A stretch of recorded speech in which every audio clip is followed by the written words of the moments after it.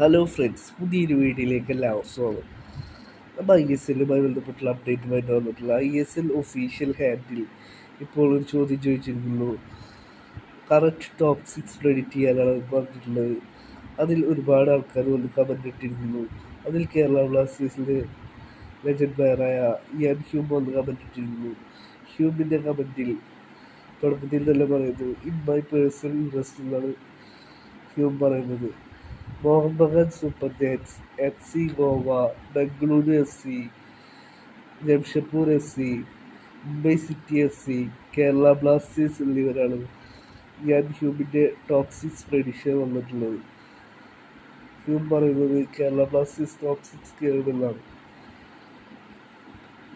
Kerala Blasters ആരാധകർക്ക് ഏറ്റവും പ്രിയപ്പെട്ട താരമാണ് ഹ്യൂമേട്ടൻ.